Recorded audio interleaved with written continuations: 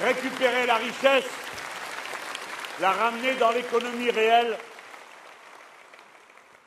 c'est augmenter les salaires.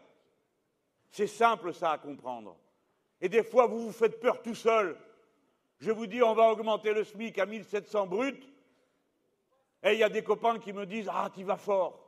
Comment j'y vais fort? Mais c'est pas croyable. Vous avez regardé ce qui se passe. Alors on me dit la petite entreprise. Mais on a prévu pour la petite entreprise le moyen de compenser ce qu'il y aurait à faire. Mais pas comme font les autres, qui vous disent qu'ils vont vous augmenter les salaires. Comment ils proposent de le faire? Alors ils disent on enlève, ils appellent ça des charges, des cotisations sociales. D'accord?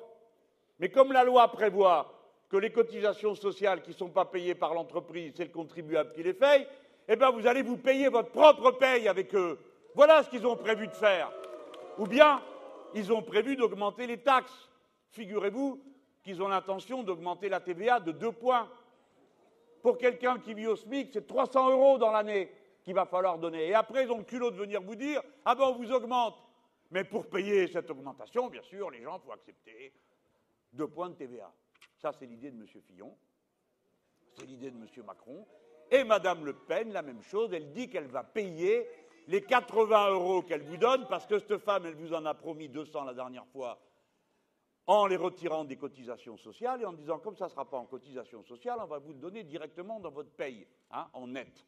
Bon, alors les gens disent, oh là là, c'est bien. Oui, M. Valls a essayé de le faire. Je vous le rappelle, parce que j'ai de la mémoire, moi. Il a essayé de le faire. C'était une idée qu'ils avaient été chercher chez Le Pen. Tu parles d'une trouvaille. Parce que c'est clair que c'est vous qu'après, vous devez vous le payer avec vos impôts. Eh bien, alors maintenant, elle a changé d'avis, c'est plus de 100, c'est 80. Pouf! D'accord? Et pareil, elle dit, je vais le financer en mettant une taxe sur les importations de 3%. Et qui c'est qui va la payer, la taxe? Eh bien, c'est vous. Et vous paierez ça en plus de l'augmentation de la TVA. Voilà ce que chacun d'entre vous. Pourquoi je vous dis tout ça?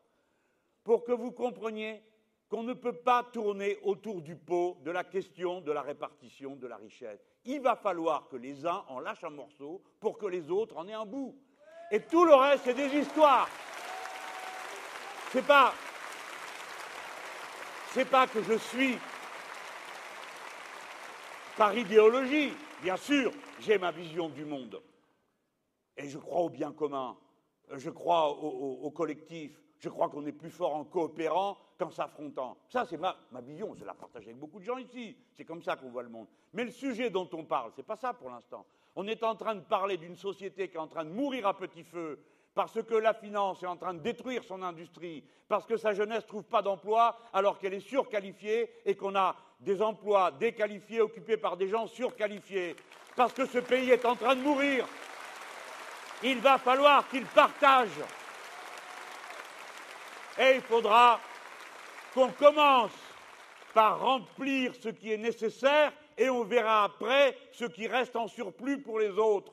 On va arrêter de prendre le problème par l'autre bout, qui est de dire ils prennent tout et avec ce qui reste, débrouillez-vous. Nous allons reconstruire l'État. Nous avons besoin d'un État stratège, d'un État fort, d'un État respecté. Nous avons besoin de services publics puissants parce que la société n'est pas capable de vivre sans services publics. Et parce que le service public, c'est une énorme économie. Le service public, ça ne coûte pas cher. Ce qui coûte cher, c'est la concurrence qui fait que pour un même service, plusieurs entreprises, sous prétexte de vous faire payer moins cher, se livrent une guerre terrible à coup de publicité, à coup de diminution des salaires. Alors les gens, vous payez votre gaz moins cher depuis qu'il est privatisé, vos droits d'autoroute et combien d'autres choses de cette nature. Tout coûte plus cher parce qu'ils ont tout détruit, des choses que nous avions construites pendant 1 ou 2 générations, les uns derrière les autres.